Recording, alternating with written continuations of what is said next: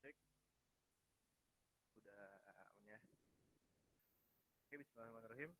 Assalamualaikum warahmatullahi wabarakatuh. Perkenalkan, nama saya Regi Irfan Fajri dengan NIM H1C0190012. Latar belakangnya dibuat video ini untuk memenuhi tugas responsi akhir dari praktikum hidrogeologi 2022. Materi yang saya akan bawakan mulai dari acara 1 sampai acara 5 itu ada hukum Darcy dan Flownet, lalu ada kimia air tanah, debit sungai, water balance, dan pumping well.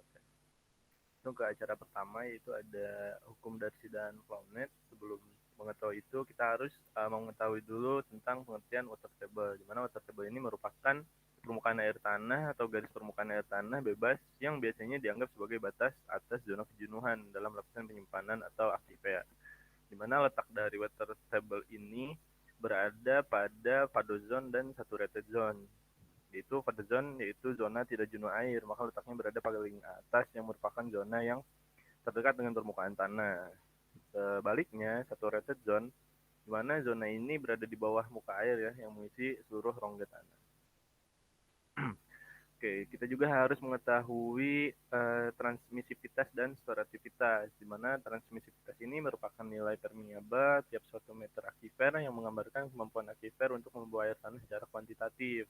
Dengan rumusnya T sama dengan 2,3 kali debit per 4 pi delta S. Sedangkan storativitas merupakan volume air yang dilepas oleh aquifer atau diambil untuk disimpan per unit luas area aquifer per satuan perubahan headnya dengan rumus 2,25 kali transmisivitas kali waktu dalam satuan hari per jarak yang dikuadratkan. Nah, ini merupakan hukum Darcy, di mana Darcy melakukan beberapa eksperimen di mana pada biasanya sebuah larutan atau air akan bergerak dipengaruhi oleh tekanannya yang digambarkan oleh gambar di sebelah kiri, sehingga Darcy menggunakan eksperimen pada rongga berpori di mana tekanan pada wadah satu ini lebih kecil namun memiliki ketinggian lebih tinggi. Nah, sehingga untuk mengecek kembali Darcy melakukan sebuah eksperimen dengan debit dan yang konstan pada rongga berpori, di mana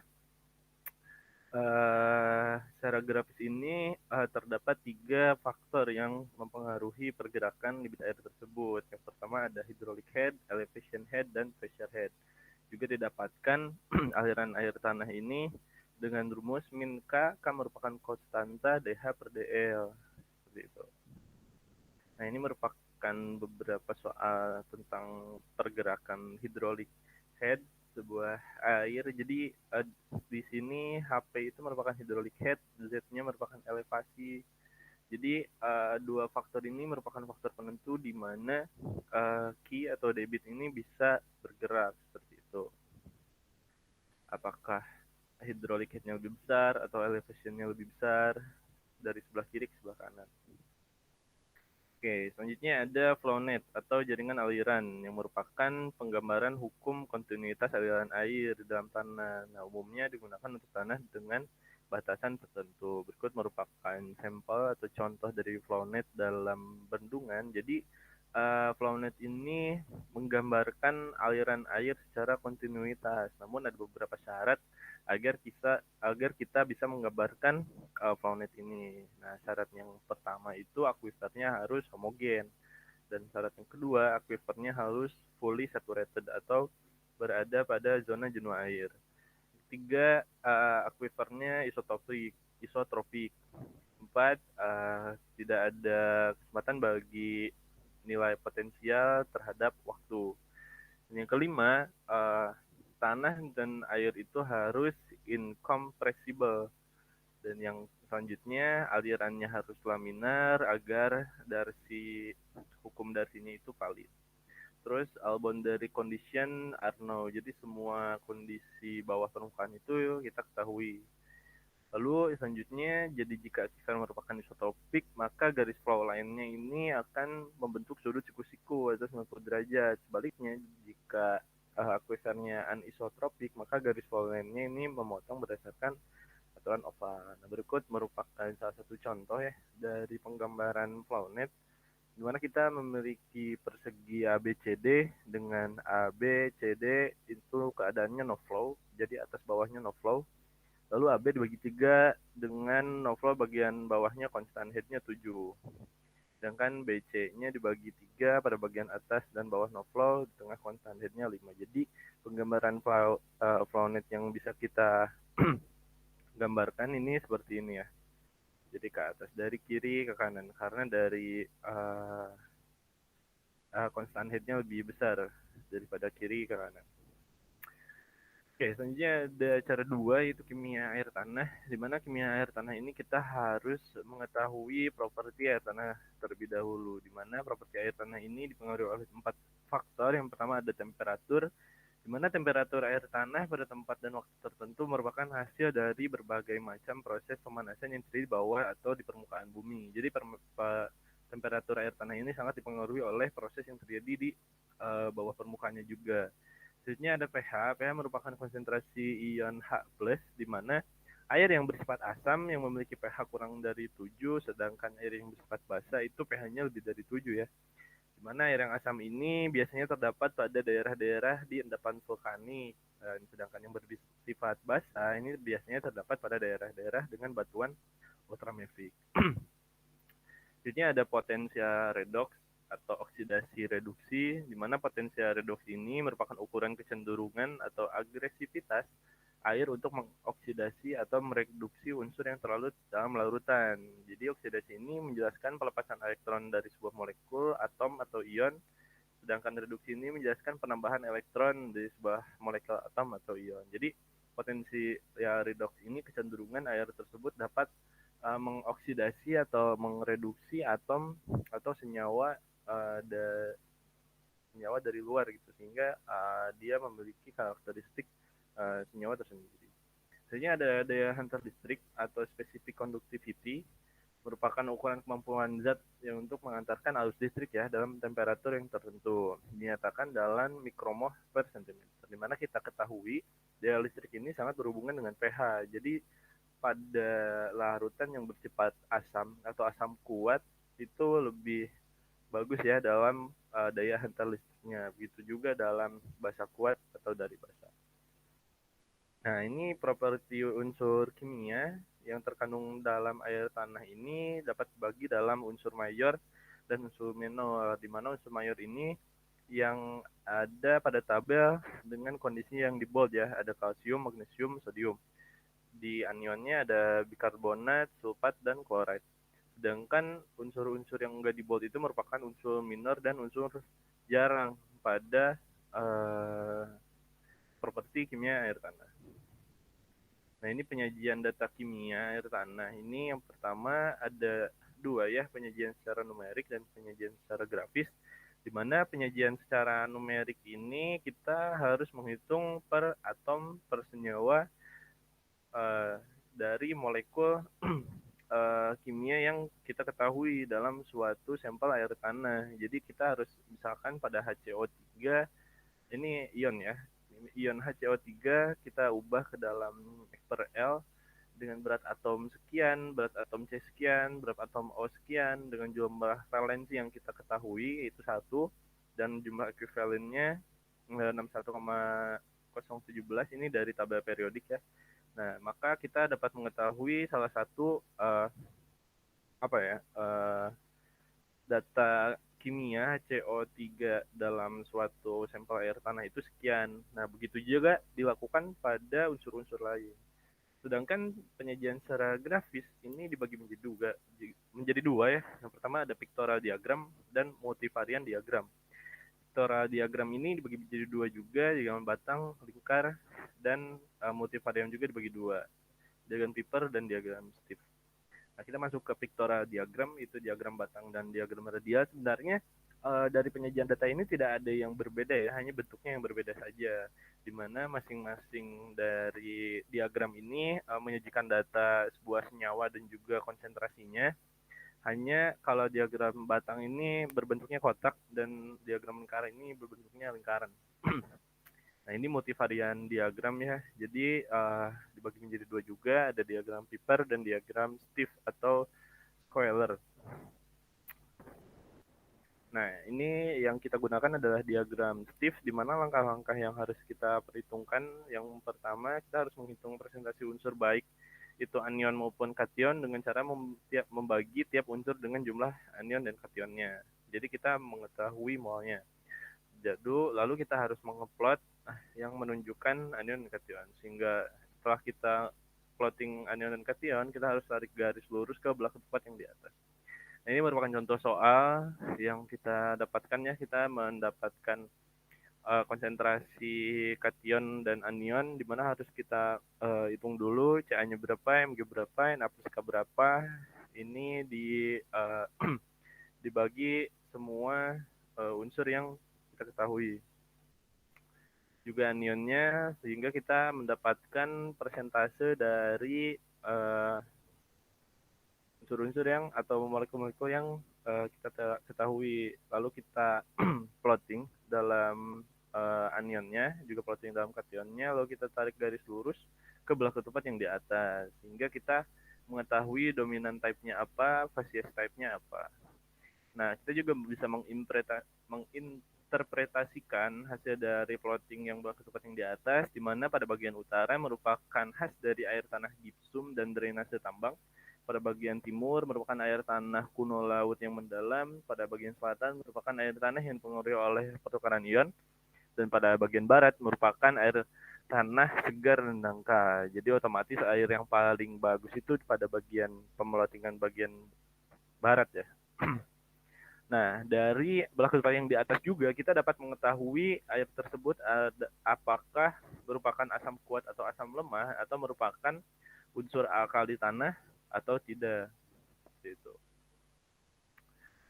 Oke, kita langsung lanjut ke acara 3 atau debit sungai, di mana debit tersebut adalah jumlah air yang melewati sungai dalam waktu periode tertentu dan dinyatakan dalam satuan meter kubik per detik atau liter per detik, di mana debit sungai ini juga merupakan tinggi permukaan air sungai yang diukur oleh alat ukur permukaan di air sungai. Nah, sebelum kita menjelaskan tentang debit sungai dan cara perhitungannya, kita juga harus mengetahui tentang siklus hidrogeologi, di mana pada siklus hidrogeologi ini kita bisa dimulai dari mulainya menguap air dari permukaan maupun dari laut, dari danau maupun dari tumbuhan melalui proses evaporasi dan evapotranspirasi, di mana pada hasil proses tersebut kita mendapatkan sebuah awan, dan awan tersebut akan hujan ya, yang disebut presipitasi, di mana hasil dari air hujan tersebut otomatis air akan mengalir ke tempat yang lebih rendah, dan juga ada yang mengalir ke air tanah atau groundwater, di mana air yang mengalir ke air tanah itu disebut dengan percolation, seperti itu. Nah, yang pertama yang kita harus lakukan adalah pengukuran luas penampang. Pengukuran luas penampang ini dibagi menjadi dua, ada yang min session dan ada juga yang bid session, di mana pada min session atau kita mengambil pengukuran luas penampang secara rata-rata, jadi kita harus mengambil data section 1, section 2, langsung kita dirata-ratakan atau dijumlahkan dan dibagi dua. Sedangkan yang mid session, jadi kita harus mengambil tengah-tengah dari pengukuran luas penampang yang mewakili dari luas penampang sungai tersebut. Nah, ini langsung ke pengukuran debit alirannya. Pertama ada floating method. Metode ini merupakan metode yang sangat banyak digunakannya oleh kita, di mana prinsipnya kecepatan aliran ini ditetapkan berdasarkan kecepatan pelampung dan luas penampang, dan ditetapkan berdasarkan pengukuran kecepatan di arah aliran menggunakan pelampung, dan dapat dilakukan apabila dikehendaki besaran kecepatan aliran dengan tingkat kelitian yang relatif rendah. Jadi konsepnya kita kecepatan aliran itu kita dapat hitung dari kecepatan pelampungnya juga dari session yang kita ketahui. Jadi pelampungnya akan mengambang mengikuti arus sungai, dan kita hitung kecepatan pelampung tersebut berapa yang disesuaikan dengan luas alasnya. Juga yang kedua ada current method, di mana current method ini menggunakan current meter ya, yaitu sebuah alat yang untuk mengukur kecepatan aliran atau kecepatan arus Dan current meter ini terdapat bagi menjadi dua, yaitu ada tipe yang baling-baling, ada yang tipe yang canting. Jadi dengan alat ini kecepatan yang diukur current meter ini lebih akurat ya dari kecepatan yang diukur metode pelampung tadi. Selanjutnya ada slope area method, di mana slope area method ini merupakan salah satu metode perhitungan debit sungai dengan cara menghitung aliran yang telah terjadi berdasarkan tanda bekas banjir atau flood mark, geometri sungai, dan parameter fisik aliran sungai. Perhitungan ini dilakukan berdasarkan pada rumus pengairan dan menggunakan rumus Manning-Chizzy atau rumus rata-rata yang dikembangkan oleh Chizzy, di mana pada slope area method ini, jadi kita mengukur luas penampangnya dengan pengukuran secara tidak langsung, itu dengan rumus hidrolika seperti itu. Oke, yang selanjutnya ada dilution method yang dibagi menjadi dua ya, ada injeksi tetap dan injeksi sesaat, di mana dilution ini merupakan apa ya, penghanyutan larutan air yang berwarna berbeda gitu, sehingga kita mengetahui aliran tersebut memiliki kecepatannya berapa. Oke, selanjutnya ada volumetric method, di mana volumetric method ini digunakan untuk mengukur debit pada mata air atau saluran irigasi. Jadi konsepnya air tersebut harus diisikan pada ember dengan volume yang kita ketahui dan berapa lama ember tersebut penuh gitu, sehingga kita mengetahui debit dari air tersebut. Nah, faktor yang mempengaruhi debit sungai ini ada beberapa faktor. Yang pertama ada curah hujan, intensitas hujan, bentuk topografi, luas aliran, vegetasi, dan kemiringan lereng.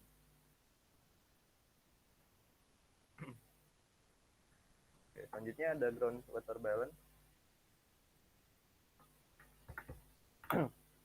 atau keseimbangan air ya. Di mana water balance ini merupakan bagian dari ilmu hidrologi yang menggambarkan hubungan antara inflow dan juga outflow pada suatu wilayah tertentu dengan konsep siklus hidrologi bahwa jumlah air di suatu luasan tertentu di permukaan bumi itu dipengaruhi oleh besarnya air yang masuk atau input dan air yang keluar pada jangka waktu tertentu. Semakin cepat siklus hidrologi terjadi, maka tingkat neraca airnya semakin dinamis. Dengan keseimbangan air dalam suatu sistem tanaman dapat digambarkan melalui sejumlah aliran air yang kejadiannya berlangsung dalam satuan waktu yang berbeda-beda. Ini merupakan gambar ilustrasi yang sederhana ya, di mana ada presipitasi dan evaporasi yang mewakilkan input dan output dari water balance yang terjadi pada suatu daerah.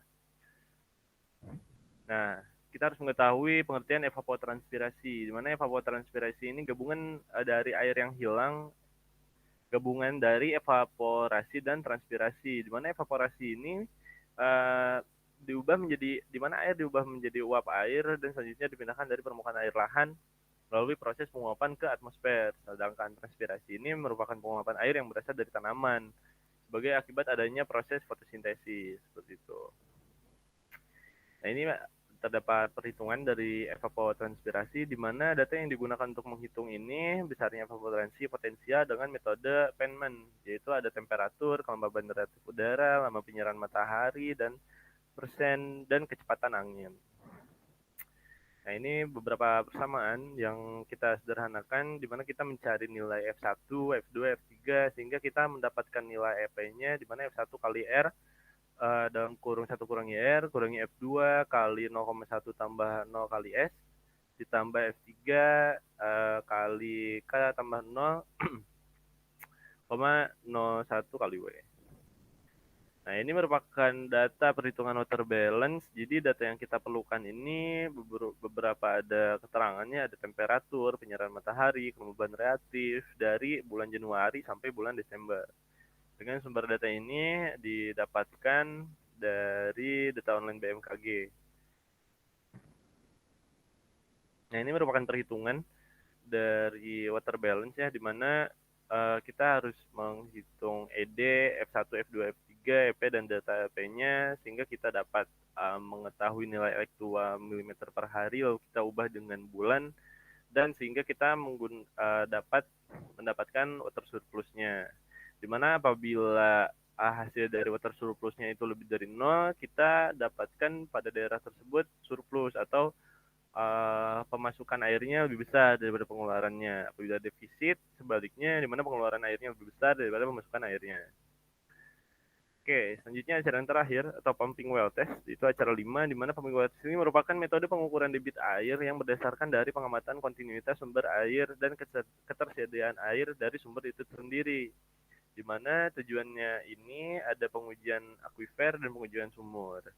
Juga adanya step down test di mana tujuannya untuk mengetahui kemampuan konstruksi sumur dan menentukan besaran kapasitas jenis sumur, efisiensi sumur, dan menentukan parameter hidrolik akuifer atau sumur. Nah, ini ada kurva master test, di mana kurva master ini merupakan kurva utama yang digunakan dalam metode test sehingga kita dapat menentukan match point, di mana match point ini merupakan perpotongan antara kurva master dan juga kurva dari data yang kita dapatkan. Seperti itu. Nah, kita langsung aja ke contoh soal metode test, di mana soalnya ada sebuah sumur yang dipompa menembus akuifer dengan debitnya 1026,32 meter kubik per hari. Selama waktu pemompaan ini, jarak sumurnya itu berjarak R sama dengan 57,89 meter. Dari sumur pompa ini diamati ada penurunan muka airnya. Nah, penurunan itu disajikan dalam tabel yang terlampir. Jadi kita harus menghitung nilai transmisivitas dan nilai storativitas dengan metode TEIS. Yang pertama kita harus membuat kurva penurunan muka air, di mana kurva penurunan muka air ini merupakan kurva yang digabungkan dari kurva master dan kurva tabel yang kita dapatkan. Jadi tabel ini kita ubah menjadi kurva.